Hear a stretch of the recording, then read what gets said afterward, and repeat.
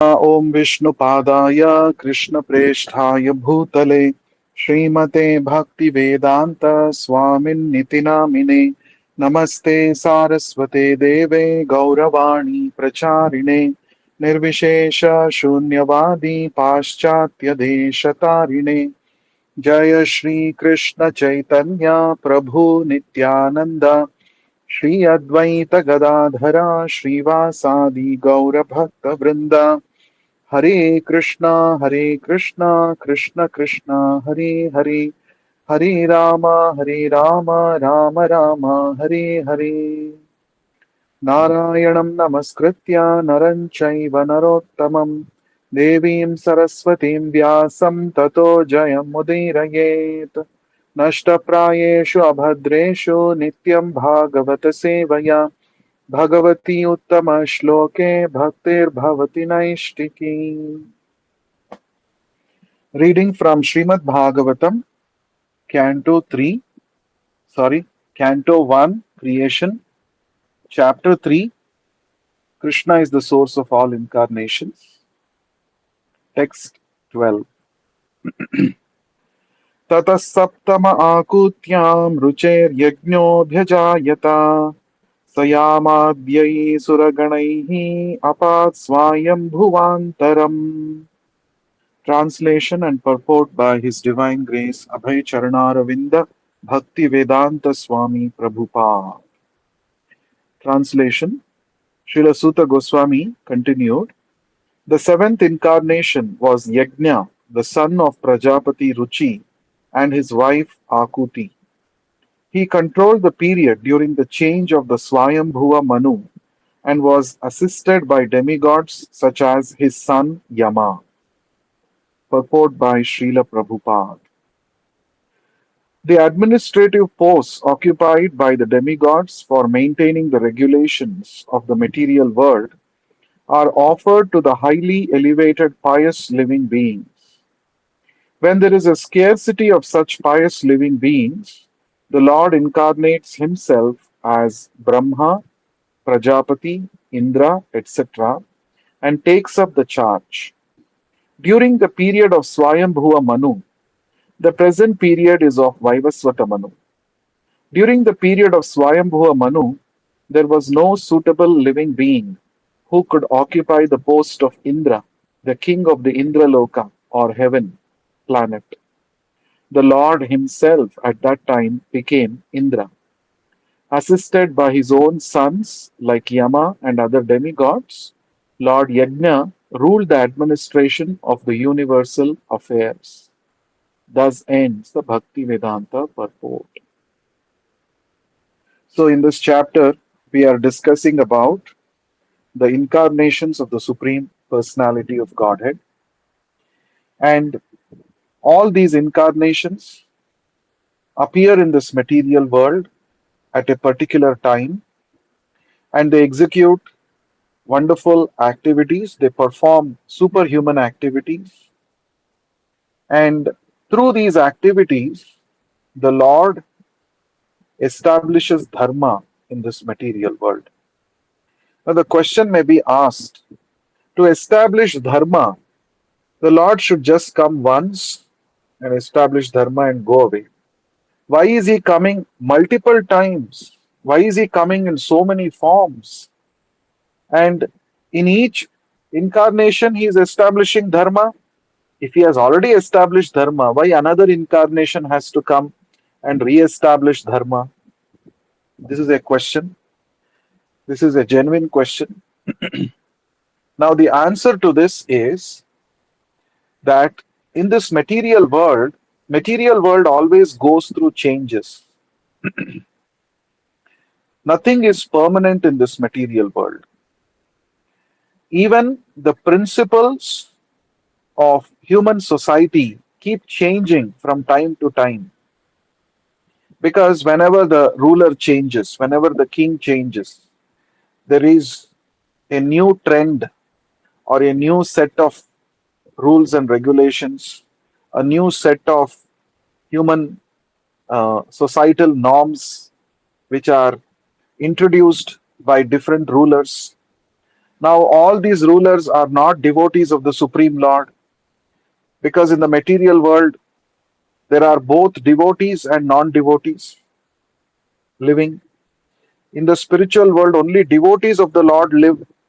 Therefore, dharma is always prevailing in the spiritual world. Whereas in the material world, there are non devotees also who oppose the principles of dharma established by the Lord. So, therefore, when such adharmic kings, rulers, when they come to this material world, when they take charge of governing this world, they introduce adharma in the society. So, even though the Lord has established dharma through various incarnations, because of these demons, because of the demoniac people who are not devotees of the Lord, who oppose the dharma of the Lord, so there is a change, there is a shift in the people's mind, there is a shift in the world from dharma towards adharma. Huh? So, therefore, again, the Lord has to come and establish dharma. So, this is called maintenance. Maintenance is not simply providing roti, kapda, makan. That is not simply maintenance. Maintenance means to make sure that there is law and order, there is dharma prevailing. This is maintenance. As we discussed in the previous chapter, among the three functions, creation, maintenance, and destruction, creation and destruction are very easy, but maintenance is not easy. Maintenance requires timely interference, timely intervention by the Lord. So, maintenance requires sattva guna. Only a person who has enough sattva guna, he will have the patience to come again and again and set things right. Just like in our houses, also, if you have observed, in your rooms, in our houses, every day we need to keep arranging things in their original position. Everyone in a hurry in the morning, everyone will be in a hurry to get ready and go to office or go to school, colleges. So we take things from their place, but we don't keep it back in the same place. So we just, in a hurry burry, we get ready, we scatter things everywhere in the house, and then we go to our workplace or college or wherever, isn't it? After everyone goes, our mother or the housewife, she stays back at home and she sees, oh, what is this house? Things are all scattered everywhere. Tomorrow, if my son or if my husband wants this particular thing, if it is not in its original place, then he will start searching everywhere. So she will think like that, and she will again keep those items which are all scattered in their original place, isn't it? This requires a lot of patience. Requires a lot of patience. This is a symptom of sattva guna. Just like things in our house become scattered and they need to be set right again, so that next day those items are present in their designated places. In the same way, this material world is also like that. Even though the Lord establishes dharma in various incarnations, still, because of the demoniac persons, they introduced adharma again. So again, it has to be set right. Again, it has to be corrected. So this timely intervention is so important. For example, this parenting also requires lot of sattva guna. If you are bringing up a child, it is not just sufficient if you simply give food at the right time for the child, give clothes, and give money for whatever its requirements are. That is not sufficient. The child every day has to be observed. The child is immature. The child cannot make decisions on his own.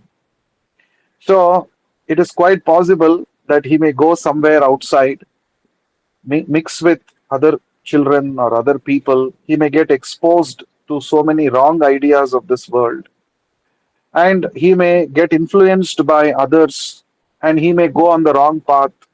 That time, at the correct time, the parents have to bring the child back on the right path. This is called maintenance. This is called parenting. Parenting responsibility is not just about providing whatever the child needs, material needs. No, the child also needs to be corrected. The child needs to be told what is right, what is wrong. 100 times the child may make a mistake. Parents must have patience 100 times to correct the child properly, gently, through good words, mm, and then bring the child back on the right path. It's not easy. So, the two examples that we discussed, after everyone goes to their to their school, college, and workplace in the morning, housewife stays back at home and she sets things right. That is first example. Second example is parents correcting the child at the right time. Whenever they, as soon as they see that his child is going off track, there is something wrong with the child, immediately the parents have to pay attention and correct the child. This is called maintenance. This is called maintenance. And maintenance is not easy. Hmm? Maintenance is not easy. So for maintenance, Sattva is required. So the Lord comes again and again to this material world as various incarnations to set dharma. That is his affection towards all of us. We are all his children. And because of some children who are disobedient, adharma gets introduced into the human society. But the Lord cannot simply sit like that. He has to do something about it. Therefore, he comes as various incarnations. We have to really understand the concept of avatar. This is very important. Behind the avatars of the Lord is the compassion of the Lord towards all of us. The main reason why the Lord comes to this material world is because He's very, very compassionate towards all of us. Not just once or twice, He comes millions of times as various avatars, time to time, to set dharma in this material world. And in each avatara, He has got a specific purpose. He has got a specific teaching for all of us. That also we have to appreciate.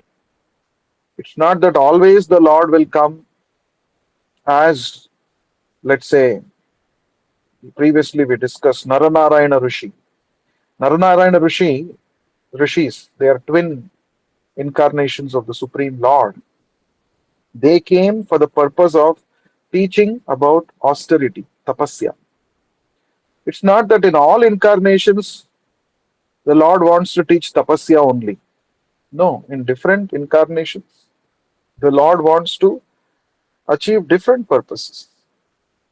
The Lord wants to teach us different things. All these things which the incarnations of the Lord are teaching us, they're very important. So, variety. Variety in forms, variety in activities, variety in teachings. But the purpose remains the same, establishment of dharma. When there is anarchy, bringing back the stability. That is the purpose. That is called dharma. So, dharma samsthapana, that is the main purpose of all these incarnations. Whether it is Matsya, Kurma, Varaha, Narasimha, Vamana, Naranarayana Rishi, Narad Muni, Vyasadeva, hmm, Kapila Muni, all these are incarnations of the Lord. And all of them, they have only one main purpose, to establish dharma. Establishing dharma means protecting the devotees and, and annihilating the miscreants, punishing the miscreants. Both. So that is what Krishna says, Paritranaya sadhuna vinashaya cha dushkritam dharma samsthapanarthaya sambhavami yuge yuge. So whenever we celebrate the appearance day of any incarnation of the Lord, this should be in our mind. Oh, Lord is so merciful. Lord has got so much compassion towards us. Lord's patience is so much. Again and again, He's coming and He's setting dharma so that we can get benefited. Because only when dharma is prevailing in the human society, we can attain we can make attempts to go back to the spiritual world. If there is no dharma, then everybody simply leads a life of sense gratification. So, dharma has to be established. That is why in Kali Yuga also the Lord appeared in a special form as Chaitanya Mahaprabhu, and he said, in this Kali Yuga, the dharma is Harinam Sankirtana. You simply chant Hare Krishna mantra, you associate with Krishna, you become purified, and you can go back to Godhead. So, the purpose of following dharma is to enable the sincere souls who are trying to go back to Godhead, to help them to achieve their purpose of going back to Godhead. So that has to be kept in mind. So whenever we are celebrating Varaha Dvadashi or Vamana Jayanti, Narasimha Chaturdashi, or any Krishna Janmashtami, Ramanavami, we have so many festivals celebrating the appearance of various incarnations. We should really appreciate how Lord is so compassionate. He's so patient. And we should also learn this patience from the Lord. When, especially when parents need a lot of patience. When the child is making mistake, repeatedly the child is disobeying, it is quite possible that parents lose their calmness and they become, they speak harshly or they treat badly, they give up. The correction itself, they give up. No, this is not correct. We should learn from the Lord, learn from Krishna. 1,000 times children are making mistake, but every time the Lord comes, teaches, establishes dharma and goes back. So how compassionate the Lord is. That is why we say, Hey Krishna Karuna Sindhu. When we chant this prayer, Hey Krishna Karuna Sindhu, we should bring all these points to our mind. How the Lord is so compassionate, so patient. He comes again and again. This is very important realization we have to have. So this shloka that we read just now, 12th shloka. Tata saptama akutyam rucher yajno bhajayata. Saptama, the seventh incarnation in this list, was born to Mother Akuti and Prajapati Ruchi. Prajapati Ruchi and Mother Akuti, his wife Akuti. So in the womb of Akuti, the wife of Prajapati Ruchi, the seventh incarnation of the Supreme Lord appeared, and his name is Yajna. Yajna. In fact, in the Yajurveda, it is also said, Prabhupada quotes, Yajno vai Vishnuhu. Yajna is another name of Lord Vishnu. And Yajna means activity which is done to please the Supreme Lord. Any activity which is done for the pleasure of the Supreme Lord, that is called Yajna. So in Vishnu Sahasranama also, one of the 1,000 names of the Supreme Lord Krishna that Bhishma Deva says is Yajna. Yajna means activities which are pleasing to the Lord. The activity itself is Yajna, is the Lord. So in Bhakti Yoga, because the Lord is absolute,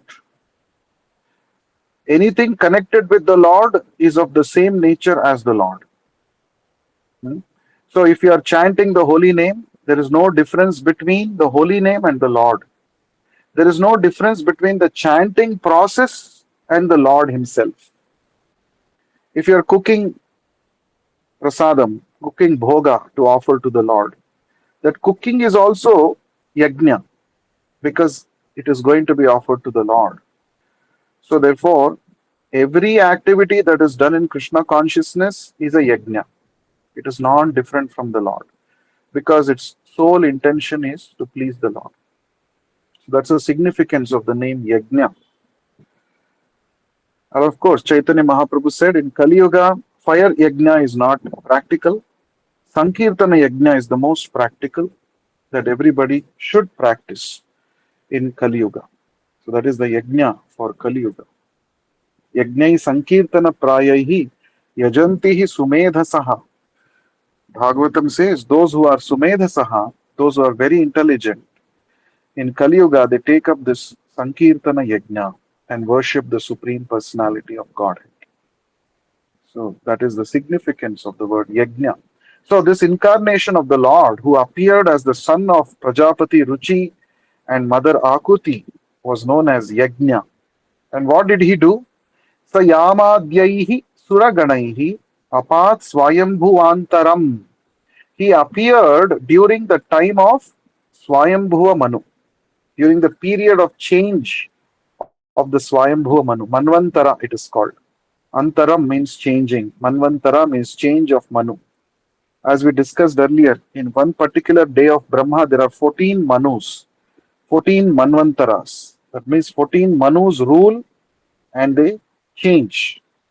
So, during the change of Swayambhuva Manu, this particular incarnation called Yajna, he appeared. He controlled the period during that time and he was assisted by Devatas, such as his own son Yama. So, Yama appeared as his son.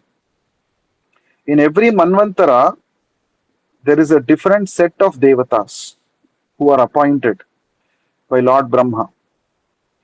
Just like in the current democratic system of government, every 5 years elections are conducted, and so every 5 years the government changes. When we say government changes, that means the prime minister changes, the different ministers change, all of this changes, isn't it? In the same way, at the end of every Manvantara, there is a change. There is a change in all the administrative demigods. So there is a change in Indra, Yagna, Vayu, Varuna, Yama, all of these change every Manvantara because nothing is permanent in this material world. So the Devatas' positions are also temporary. That's why Krishna says in the Bhagavad Gita, if you worship the Devatas, you will go to Devaloka within this material world. But the Devatas themselves go through the cycle of birth and death. Therefore, if you go to Devaloka, you will also go through the cycle of birth and death. So going to Swarga is not liberation. Going to Swarga is like going to some nice country like US in this world. Suppose everyone wants to go to US. Why? Because there's a good standard of living there. But that doesn't mean when you go to US, you will have no problems. Problems will be there, maybe different type of problems. But universal problems, Krishna says, Abrahma Bhuvanaloka Punaravartino Arjuna. Even if you go to the topmost planet called Brahmaloka within this material world, Punaravartinaha, repetition of birth and death is there. Janma Mrityu Jara Vyadhi is there everywhere. Just that standard of living is high, opportunity for sense gratification is better in the Swargaloka. Just like there is a difference between India and US in terms of sense gratification. In the same way, there is a higher standard of sense gratification facility available in Swargaloka, isn't it? So, these devatas, they are all positions, they are not persons. This is very important to understand. They are all posts, just like president, prime minister, chief minister, finance minister. These are all posts, these are not persons. The post will be there, persons keep changing. Same thing happens during the Manvantara. Now, one very important thing that Prabhupada mentions here about the activity of this particular incarnation called Yajna. We must have not heard much about this incarnation, not very well known incarnation. So, the beauty of Bhagavatam is Bhagavatam presents very well known incarnations. Bhagavatam also presents details about not so well known incarnations of the Supreme Lord. What we know is very limited. Dashawataras are very famous, but there are many more avatars of the Lord. That is what we are getting to know from this chapter. So Prabhupada says that those who are very highly elevated, pious living beings, they are appointed as devatas for the sake of maintaining the regulations in the material world. So the appointment criteria, who can become devatas? Anyone who has got very high pious credits, lot of punya, such a person becomes qualified to be appointed as devatas. Now, sometimes there may be scarcity of such pious living beings. For example, for every post has got a certain criteria. Just like recruitment process happens in various companies in this world also, right? Based on your qualification, your years of experience in that field, you will get a job in a particular company with a particular designation, with a particular CTC, all these things. In the same way, what is the criteria? One example is there, Indra, for example. Indra is called Shatakratu. Shata means 100. Kratu means Ashwamedha Yajnas. One who has performed Ashwamedha Yajnas. So one who has accumulated Punya Karma, which is equivalent to performing 100 Ashwamedha Yajnas. Whatever Punya he has accumulated by performing 100 Ashwamedha Yajna, that much Punya is the criteria required for one to become Indra. That is the qualification required to become Indra. So, here it is mentioned, sometimes such qualified people may not be available in a particular universe. Then what happens? Will that post be left empty? No, it will not be left empty. That time the Lord Himself will incarnate and He will occupy that particular post. This is a special case because the Lord has created these posts, and with each post there is a particular role, responsibility assigned. Now, if nobody is sitting in that post, then those particular responsibilities, nobody will be there to take care of those particular responsibilities. So, therefore, there has to be somebody. So, when nobody is qualified to become Indra, Brahma, Prajapati, etc., that time the Lord Himself will incarnate and He will occupy that post and He will make sure that all the roles and responsibilities associated with that post are taken care properly. So you can see again how merciful the Lord is. And why is He doing all this? For whom He is doing all this? For all the conditioned souls in this material world, all of us, who have actually given up the Lord, who are all thinking that I should enjoy independent of the Lord. For such souls, the Lord is so merciful. He has made such an elaborate arrangement for our maintenance in this material world. The Lord is maintaining the residents of the spiritual world also. But there, the spiritual world living entities are all obedient sons of the Lord. So it is quite natural for a father to take special care of obedient children. But you see, the disobedient children also, Krishna does not neglect. So, for those who have disobeyed the Lord, for those who think that I don't want to stay in the spiritual world and why should always Krishna be served? I want to enjoy independent of Krishna. All of us have thought like that, and that is why we have come to this material world. Now, just because we have come to the material world, it's not that the Lord has neglected us, it's not that the Lord is ignoring us, but here in the material world, the Lord has made elaborate arrangements for our sustenance, for our maintenance. Look at the mercy of the Lord. So all these devatas, they are also devotees of the Lord, but they are not pure devotees. They have desires to lord over the material world, but they're obedient devotees of the Lord. So the Lord empowers them to take charge of different posts, different positions within the material world so that everything goes on smoothly in the material world, so that all the necessities of the conditioned souls in various species of life are taken care of. That is why the system of devatas exists. Now, the question may be asked, if the Lord Himself can do everything, why devatas are required? Isn't it? This very nicely Prabhupada explains. Yes, the Lord Himself can do everything. Hmm?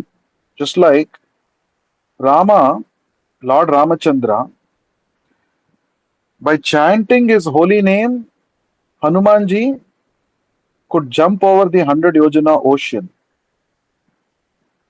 Was it impossible for the Lord Himself to do that? No, it was not at all impossible.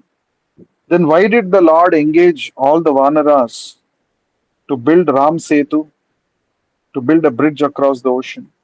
If the servant can chant the master's name once and make a giant leap across the sea, the master is much more powerful than the servant. The master could he himself could have done so and he could have jumped across the ocean and gone to Lanka. But he thought, okay, all these Vanaras are there. Now I have to engage them in some seva. Some seva opportunity I should give them so that they all become purified. They all become perfect. Uh, Soul can become perfect only when the soul engages in the service of the Lord. Because that is our original position. Attaining perfection means to come back to our original position. Jiver Swarupa Hoy Krishnera Nitya Dasa. Our original Swarupa, constitutional position, is that we are eternal servants of Krishna. Any other position is simply imperfection. Coming back to original position and engaging in service of the Lord is the perfection. That's the perfection of life, perfection of the soul. So Ramachandra created a service opportunity for all the Vanaras so that they can all attain perfection of their life. So Rama Setu, building the bridge, is an opportunity that Lord Rama created for the Vanaras. In the same way, the Lord Himself can take care of every affair in this material world. In fact, He is the one who is actually taking care. But He still wants to give service opportunity for the jivas who have accumulated lot of punya karma, so that by serving the Lord, they attain perfection. That is why He has created all these devatas: Brahma, Prajapati, Indra, Vayu, Varuna, Agni, Chandra, Surya, all of these people. These are all positions.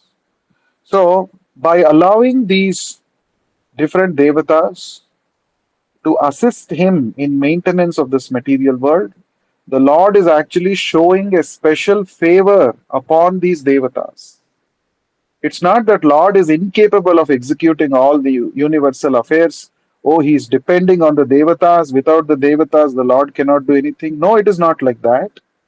But actually, the Lord has created these posts to engage those highly pious souls in His service, so that when they're engaged in His service, they get purified, they attain perfection, and they make spiritual advancement. So that means whenever we get a service opportunity, we should think it is a favor done to us by the spiritual master, by the Lord, by the devotee who has mercifully given us service opportunity. Service should not be considered a burden. And also, service should not be thought that, oh, I am doing a big favor. Oh, now Brahmotsava festival is going on in the temple. Every day I am going and doing seva in the temple. Oh, if I don't go, festival will not happen. Oh, the seva will not happen. See, I am so great. Because of me only this festival service is happening. In this mode, if you are doing service, then you are not understood what is real service. Uh, the Lord It's called Satya Sankalpa. If he has decided Brahmotsava has to happen, it will happen. If not X, Y will come and do service. If not Y, Z will come and do service. Somebody will come and do. Fortunate soul will come and do service. But you lost a service opportunity. You lost an opportunity to become dear to the Lord. So when we get service, we should not have this doership mentality.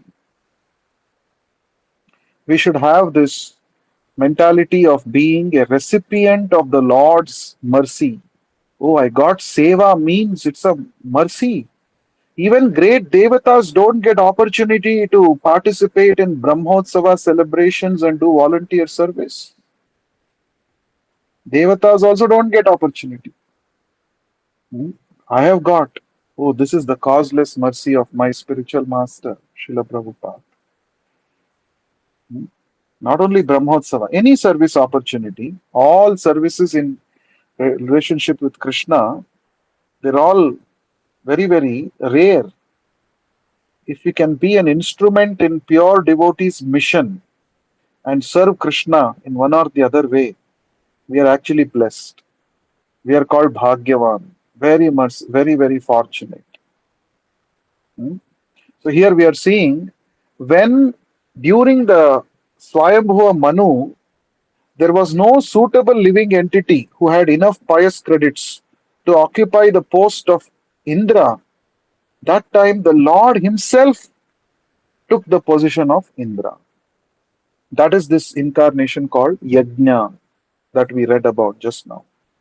So Yajna is the incarnation of the Lord who appeared as a son of Prajapati Ruchi in the womb of Akuti, and in the Swayambhuva Manvantara, when there was no suitable living entity with enough pious credits to occupy the post of Indra, the Lord himself became Indra. He took over the administration of the universal affairs, and he was assisted by his own sons like Yamaraja and others and other demigods. So therefore, service will happen. If you are not there, somebody else will come and do the service. But service will definitely happen. Whatever the Lord has willed, no one can oppose that. Whatever Lord wills, it will happen. So we must grab the seva opportunity because it's a bhagya, it's a fortune to do service to the Lord. That is a lesson. Okay, let's go to the next shloka, text 13. अष्टमे मेरुदेव्यां तु नाभेर्जात उरुक्रमः दर्शयन् वर्त्मधीराणां सर्वाश्रमनमस्कृतम्. Translation and purport by Vishwaguru, His Divine Grace Abhay Charnaravinda Bhakti Vedanta Swami Prabhupada Ki Jai. Translation. Srila Sutta Goswami continued. The eighth incarnation was King Rishabha, son of King Nabhi, and his wife Meru Devi. In this incarnation, the Lord showed the path of perfection, which is followed by those who have fully controlled their senses and who are honored by all orders of life. Purport by Srila Prabhupada. The society of human being is naturally divided into 8 by orders and statuses of life, the 4 divisions of occupation and 4 divisions of cultural advancement. The intelligent class, the administrative class, the productive class, and the laborer class are the 4 divisions of occupation. And the student life, the householder's life, retired life, and renounced life are the 4 statuses of cultural advancement towards the path of spiritual realization. Out of these, the renounced order of life or the order of sannyasa is considered the highest of all, and a sannyasi is constitutionally the spiritual master for all the orders and divisions. In the sannyasa order also there are 4 stages of upliftment towards perfection. These stages are called Kutichaka, Bahudaka, Parivrajakaacharya, and Paramahamsa. The Paramahamsa stage of life is the highest stage of perfection. This order of life is respected by all others. Maharaj Rishabha, the son of King Nabhi and Meru Devi, was an incarnation of the Lord, and he instructed his sons to follow the path of perfection by tapasya, which sanctifies one's existence and enables one to attain the stage of spiritual happiness, which is eternal and ever increasing. Every living being is searching after happiness, but no one knows where eternal and unlimited happiness is obtainable. Foolish men seek after material sense pleasure as a substitute for real happiness. But such foolish men forget that temporary so called happiness derived from sense pleasures is also enjoyed by the dogs and hogs. No animal, bird, or beast is bereft of this sense pleasure. In every species of life, including the human form of life, such happiness is immensely obtainable. The human form of life, however, is not meant for such cheap happiness. The human life is meant for attaining eternal and unlimited happiness by spiritual realization. This spiritual realization is obtained by tapasya, or undergoing voluntarily the path of penance and abstinence from material pleasure. Those who have been trained for abstinence in material pleasures are called dhira, or men undisturbed by the senses. Only these dhiras can accept the orders of sannyasa, and they can gradually rise to the status of the Paramhamsa, which is adored by all members of society.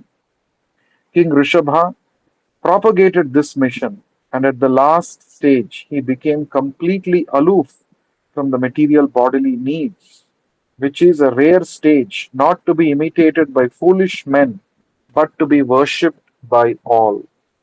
Thus ends the Bhakti Vedanta purport. So, this particular verse is talking about another incarnation of the Lord, eighth in the list, Ashtame, eighth in the list, Meru Devyam tu. Now, this list is not chronological. It's not that first Yajna appeared, then only Rishabdeva appeared. Nothing like that. This is not a chronological list. It is just a random list. So, Ashtame means in this particular list, the eighth incarnation. Meru Devyam tu, in the womb of Meru Devi, Nabher Jata, born to King Nabhi, Urukramaha. This is a very beautiful phrase which is used to describe the Lord. In Bhagavatam, in many places, this word Urukramaha comes. Urukrama means the Lord who is all powerful. Urukrama also means the Lord who performs wonderful activities. Specifically, this word Urukrama refers to the incarnation of Vamana Deva. When Lord Vamana Deva appeared and he measured the whole world with his two footsteps. So he lifted up the first step and he covered the entire higher planetary systems. And with the second step, he covered the earthly planet and all the other lower planetary systems. So, Kramaha means his steps, footsteps. Urukramaha means they are all wonderful, extraordinary footstep of the Lord. So, therefore, he is called Urukrama. So, here, this Rishabhadeva appeared as the son of Mother Meru Devi and King Nabhi. Now, it's very interesting to note that in most of the incarnations, the Lords, especially the human incarnations, the parents of the Lord, their names are also mentioned in the scriptures. That means these details are given to us to make us understand that it is appearance of the Lord is not a random occurrence. The Lord chooses particular living entities to act as his parents in his incarnations. Of course, no one can be the parents of the Lord because Lord is the source of everybody. But the Lord chooses his devotees to act as his parents. The Lord likes to be under the love, care, and affection and control of his pure devotees. Just like Mother Yashoda, with her love and affection, she actually controlled Krishna So Krishna performed all his childhood pastimes for the pleasure of Mother Yashoda. No other uh, Devata also got an opportunity, like Mother Yashoda, to witness the sweet childhood pastimes of Lord Krishna. So, therefore, the Lord likes to be controlled by his pure devotees. This is very uh, important quality of the Lord. Even though the Lord is the supreme controller, under his command, all powerful devatas are functioning. They are maintaining this material world, but the Lord takes more pleasure being controlled by his pure devotees who have no other goal in life than to please Krishna. So, such pure devotees are chosen by the Lord as his parents whenever the Lord wants to appear in this material world as a human incarnation. So, therefore, Nabhi, King Nabhi and Meru Devi both were great devotees of the Lord, and that is why the Lord chose them to appear as a uh, incarnation, and this incarnation is called Rishabha Deva. And what did he do? Urukramaha. He did wonderful activities. So, what wonderful activities did he do? Darshayan Vartma Dhiranam Sarvashrama Namaskritam. As Prabhupada explains in the purport, Sarva Ashrama Namaskritam. According to the Vedic society, the human society is divided into 8 divisions.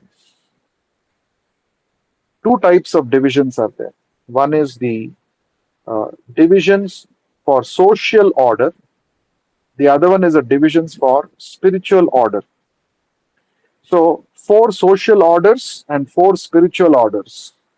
4 social orders are the 4 Varnas: Brahmana, Kshatriya, Vaishya, and Shudra. And 4 spiritual orders are Brahmacharya, Grihastha, Vanaprastha, and Sannyasa.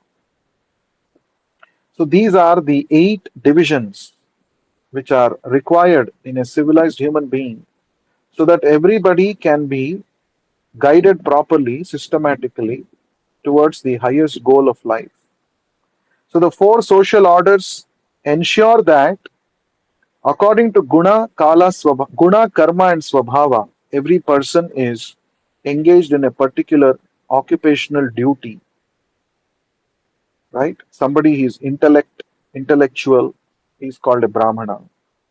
If you give a uh, intellectual person a a physically tiresome or physical effort, work which requires physical effort, then the intellectual person will not feel comfortable. At the same time, if you put a person who wants to do physical labor, if you put him in intellectual job, he will feel very suffocated.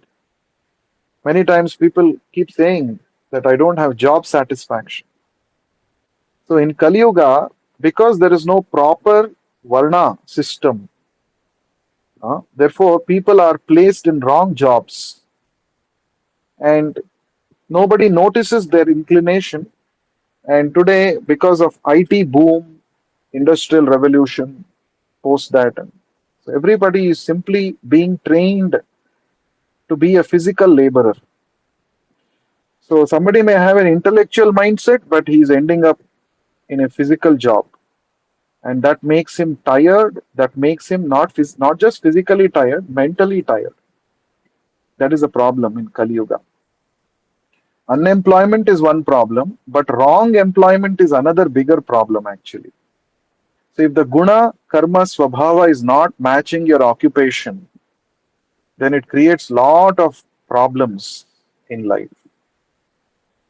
And because of these problems, a person will not be able to focus on spiritual advancement. That is what is happening in Kali Yuga.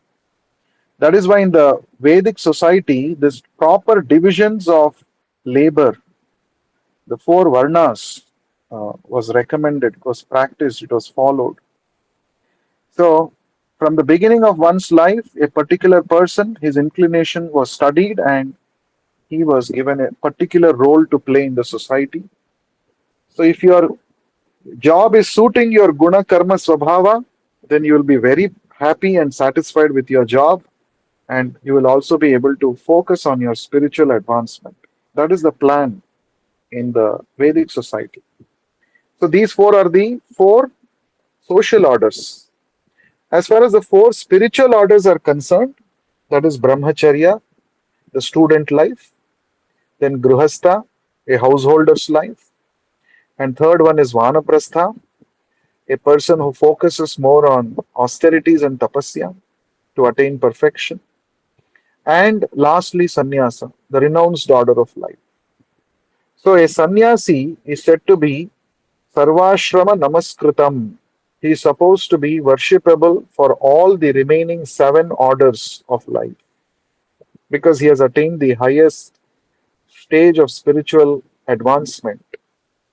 A sannyasi is one who has given up all kinds of material occupation and material conception in order to serve the Lord and to preach the message of God consciousness to everybody. Because unless there is preaching of God consciousness in the society, uh, people will not know. People have to be reminded time and again about the goal of human life. People will actually get lost in sense enjoyment. People think that simply making money and gratifying the senses is the goal of life. So, and that will lead to the degradation of the human society. Human life is so valuable because we can attain the highest perfection in this human life. So there needs to be proper guidance. There needs to be constant reminders. That is why in the Varnashrama system, sannyasa order exists. So a sannyasi, he does not do any work for maintaining himself. The society has to maintain him. In return, the sannyasi does the greatest service to the society by reminding people about the goal of life, which is spiritual realization. So, therefore, a person who is fully absorbed himself in spiritual realization, only such a person is qualified to instruct others on that particular subject matter. So, that is sannyasa. So, in this particular incarnation, Rishabhadeva, even though he was born as a Kshatriya king, he ultimately renounced his kingdom. He also had 100 sons, and he instructed all his 100 sons to follow the path of Bhagavata Dharma and giving responsibilities to his children. Rishabhadeva uh, then retires from his active family life, goes to the forest, and then he acts as a Paramahamsa. Paramahamsa is the highest stage in sannyasa order, where one has actually attained complete detachment from material pleasures.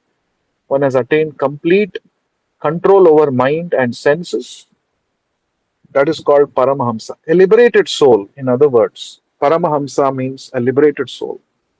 This word Hamsa means a swan. It is said that a swan has a very special ability. If you give the swan a mixture of water and milk, the swan has the ability to separate milk from water. That's a unique quality of that bird. So, in the same way, Paramahamsa is that particular self realized soul who actually separates matter from spirit. This material world is a world of duality. There is matter and spirit coexisting. Just like our body is matter, and within this body, we, soul, is spirit. We are spirit. Now, we should knowledge according to Bhagavad Gita means that which enables you to distinguish between spirit and matter. But 99.99% of the people in this material world, all of us, we identify ourselves with this body. We think we are this body. This is ignorance. A Paramahamsa is that particular self realized soul who constantly separates spirit from matter and chooses only to take pleasure in spirit, in the Supreme Spirit, Krishna. Just like swan has the ability to separate milk from water, a Paramhamsa, self realized soul, separates matter from spirit and accepts only spiritual pleasure, leads a spiritual existence, a life of spiritual existence. That is called Paramahamsa. So the activities and characteristics of Rishabhadeva are described in the fifth canto of Srimad Bhagavatam, especially in the fifth chapter of the fifth canto. A very beautiful chapter it is. It describes the instructions that Rishabhadeva gave to his 100 sons, headed by Maharaj Bharata. Maharaj Bharata was his eldest son. Later on, our country came to be known as Bharatavarsha because of this particular person, great devotee of the Lord, pure devotee, Bharat Maharaj. So Bharat Maharaj was the eldest son of Rishabhadeva. So one of the instructions Rishabhadeva gave to all his 100 sons is Tapo Divyam Putraka Yena Shuddhyet Sattvam. He says, oh my dear sons, now that you have got human form of life, which is very rare and very special, precious, do not waste this human life in pursuits of sense gratification, because this sense gratification is available even for lower animals like dogs and hogs. But we human beings, we are supposed to engage in activities leading towards God realization, self realization, and God realization. For that, what you should do, don't chase after sense enjoyment. You should actually lead a life full of tapasya, tapo divyam. You have to engage in tapasya. Tapasya means voluntarily accepting bodily and mental inconveniences for the sake of making spiritual advancement. So, this is the instruction Rishabh Deva is giving to all of us. Rishabh Deva is an incarnation of the Supreme Lord, and he is instructing us engage in tapasya.